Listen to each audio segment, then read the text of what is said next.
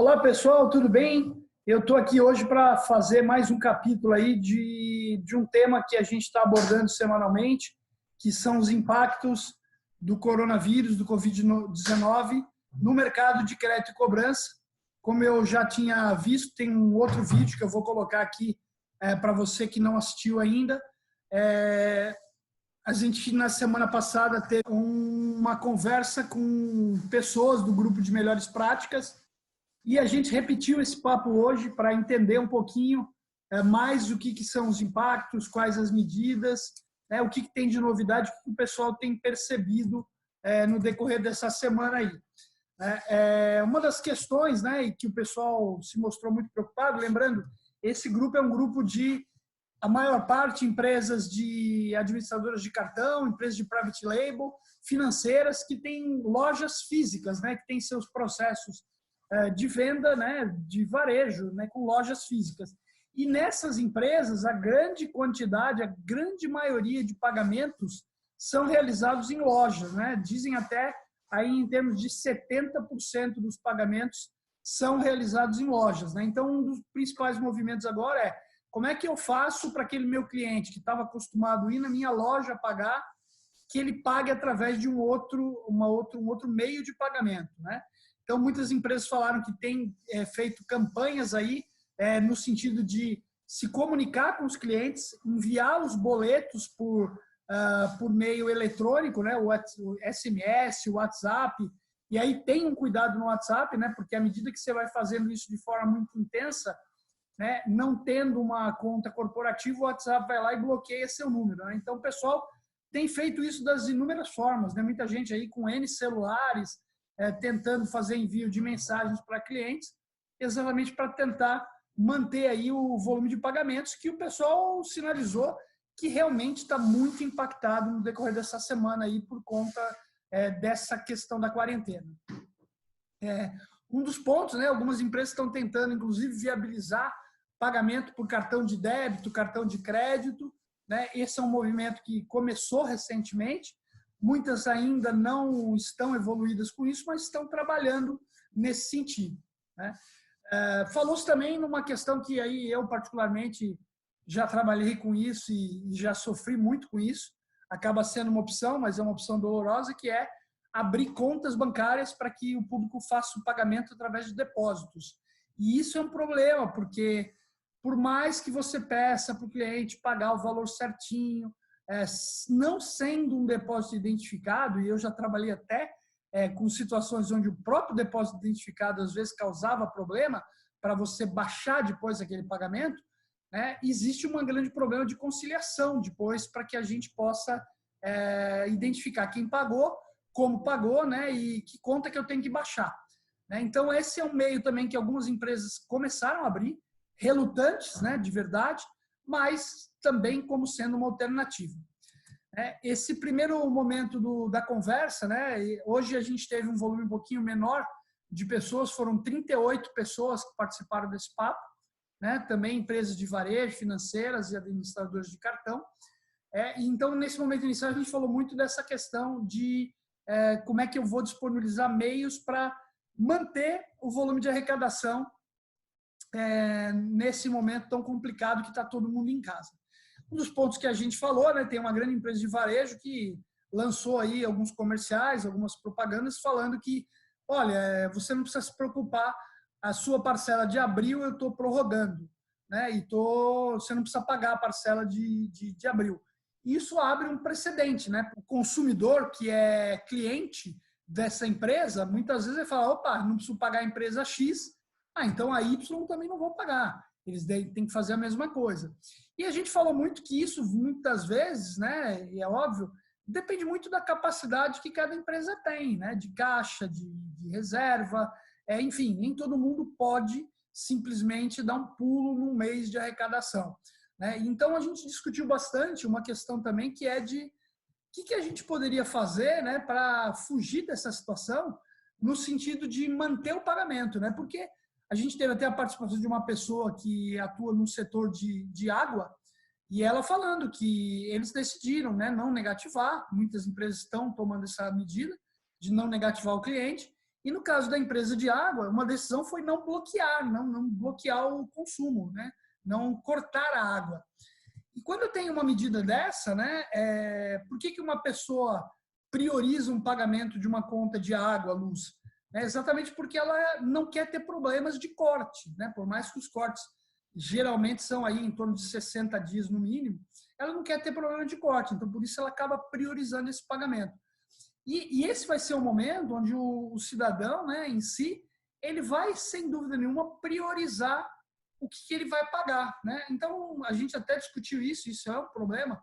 Pô, se ele não vão cortar a minha água, cara, então eu vou escolher não pagar ele nesse momento e pagar uma outra coisa, né? E a gente sabe que, no fundo, o consumidor em geral, ele vive nessa questão de muitas vezes ter que escolher que conta ele paga.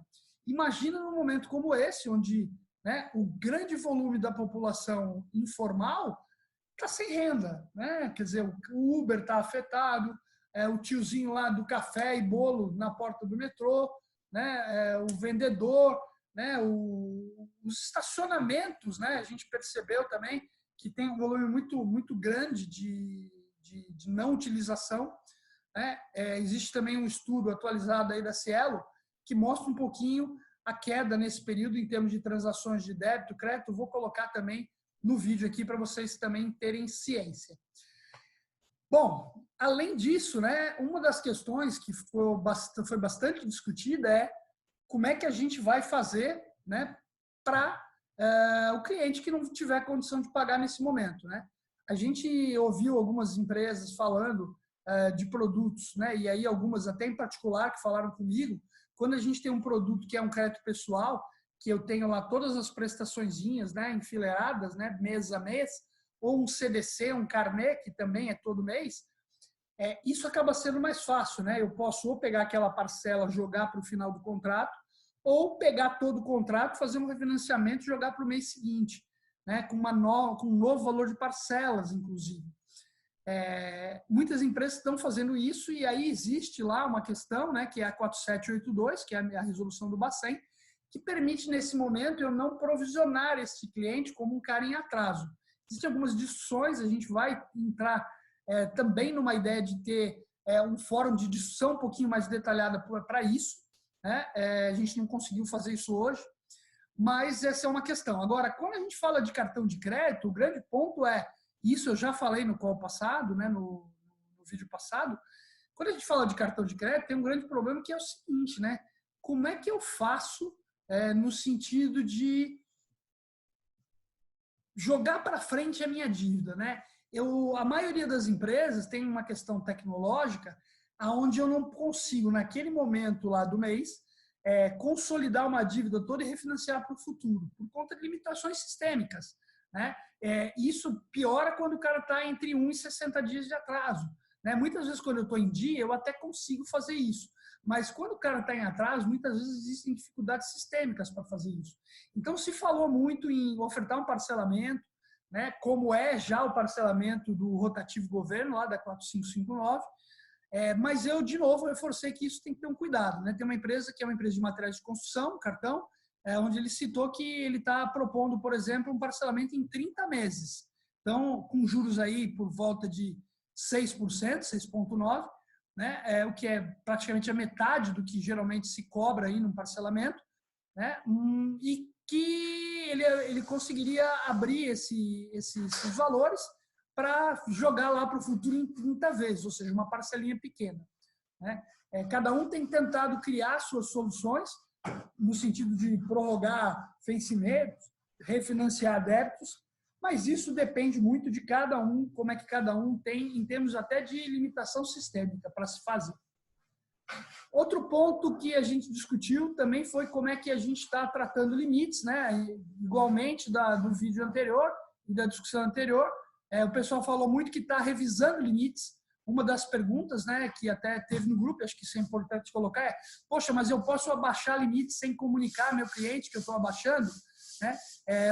Uma das pessoas falou, eu tenho isso no meu contrato, quando o cliente assina lá, ou quando ele dá o acordo, dá o de acordo, no documento lá que ele assinou, que ele deu de acordo, existe aqui a indicação que o limite poderá ser revisto a qualquer momento do contrato, sem prévio aviso. Né? Então, assim, quem tiver com a disponibilidade ou a vontade de fazer a revisão de limites, eu acho que é importante entender aí o que pode, o que não pode, e, na dúvida, né, consultar seu jurídico. Uma outra coisa que se falou também sobre a questão de cobrança, né? Quer dizer, como é que eu cobro, como é que eu mantenho a minha operação de cobrança, né? Muito se falou que hoje o script ou a abordagem que se chega ao cliente inadimplente, ele já é diferente hoje, né? Não dá para ser igual, né? Porque o momento é um momento complicado mesmo, é um momento de entender que não dá para eu chegar da mesma forma que eu chegava um mês atrás, né? E muitas empresas estão mudando isso. E uma das coisas que eu perguntei, particularmente, que eu ouvi algumas pessoas, alguns amigos meus, donos de empresas de cobrança, falar, é que nessa semana aí surgiu já alguns movimentos onde eles foram chamados para contratantes que estão reduzindo o percentual de comissão, né, por sucesso. E aí eu perguntei para o grupo se essa era uma medida que, como é que eles viam isso, né? Porque eu, particularmente, e aí, por favor, não entendam que eu estou aqui me colocando do lado de um ou de outro, né? Mas esse é um momento que, se eu for reduzir o percentual de comissão, ou eu simplesmente falar para o cara, olha, esse mês aqui eu não vou poder te pagar. Tá bom, mas e ele, quanto empresário? Como é que ele mantém a equipe lá trabalhando? Como é que ele paga salários? Pô, eu vou reduzir percentual de comissão? Como é que eu consigo sobreviver com isso? Porque eu já tinha dificuldade, eu podia já ter uma dificuldade quando o percentual de comissão era 10, por exemplo, um número qualquer.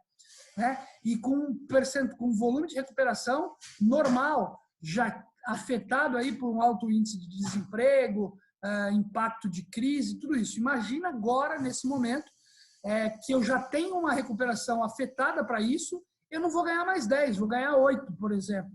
Né? Então, assim, de novo, eu não estou aqui defendendo nenhum lugar, nenhum lado, mas essa é uma medida que alguns, inclusive do grupo, sinalizaram que é um tiro no pé, porque no fundo, eu vou fingir que eu vou pagar para o cara e o cara vai fingir que vai cobrar.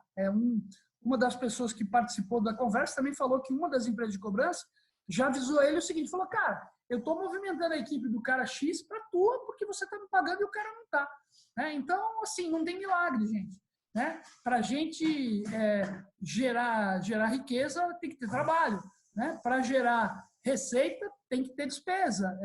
Eu sei que nesse momento todo mundo está brigando para entender o que deixa de pagar, o que prioriza, mas existem movimentos que nesse momento não dá para a gente dispensar.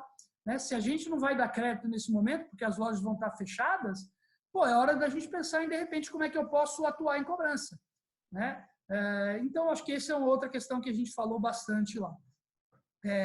Falou-se um pouquinho também, né, que essa questão de descontos, né, a maioria está revisando, empresas já mudaram a sua identificação de quando é que eu cobro juros, né, quando é que eu começo a cobrar juros, ou seja, eu cobro juros por atraso já de cara, né, de uma empresa que falou que já mudou os sistemas e que hoje cobra juros somente a partir do 15º dia de atraso.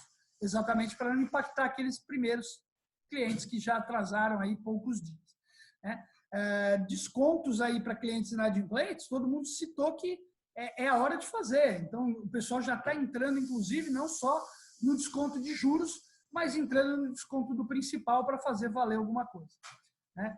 E eu vou voltar a falar um pouquinho da questão do desconto para o cliente em dia, que eu acho que esse é o principal ponto também que a gente tem que discutir, né, nesse momento, né? Momento onde você vê empresas isentando o pagamento nesse momento, jogando lá para frente, bancos incentivando também que o cara refinancie.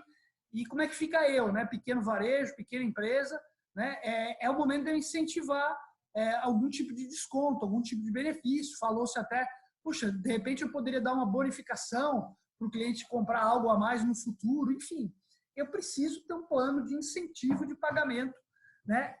Ou em dia, ou no máximo dentro do mês, né? Sei lá, né? Onde eu de repente não cobro juros. Se eu tenho um vencimento em março, se ele me pagar até 30 de março, eu não cobro juros, sei lá.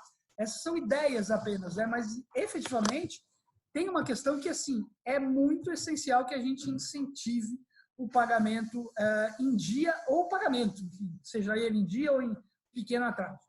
Falou-se também de como é que a gente está hoje observando os scores, né?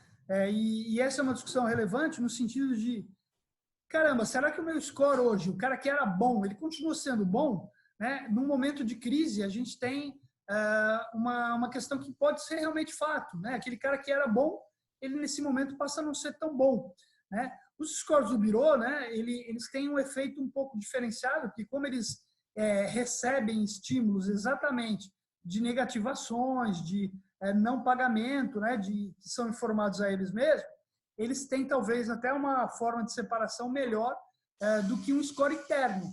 Porém, também ele não é infalível e ele não responde a isso da noite para o dia.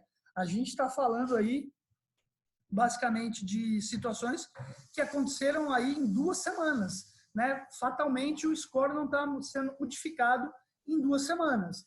Né? Ele vai separar bons de maus? Vai continuar separando. Né? Muitas empresas têm tido o cuidado de aumentar seus pontos de corte exatamente para manter aí uma certa coerência e entender essa degeneração do score, aumentando o ponto de corte.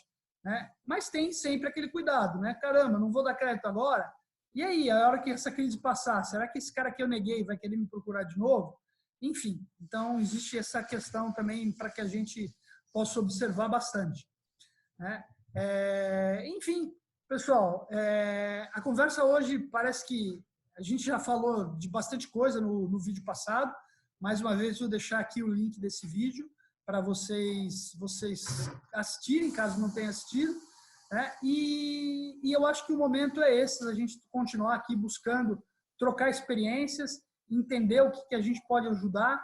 Né? Eu acho que o qual é sempre importante, a gente vai fazer um novo semana que vem, e eu volto a atualizar todo mundo também nesse canal aqui e compartilhando em todas as minhas redes. Mais uma vez, obrigado. Te agradeço aí pela participação, agradeço as 38 pessoas que hoje estiveram com a gente aí nesse call. Se você tiver interesse em participar do próximo, me manda a mensagem.